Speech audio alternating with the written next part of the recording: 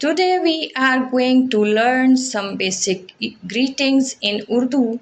These are phrases you will use every day in conversations. The first phrase is Assalamu alaikum. It means peace be upon you. And it's the most common greeting in Urdu. You can use this to say hello to anyone. Say it with me. Assalamu alaikum.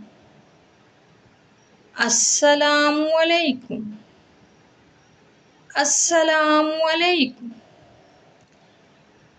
The reply to Assalamu alaikum is wa alaikum assalam, which means and peace be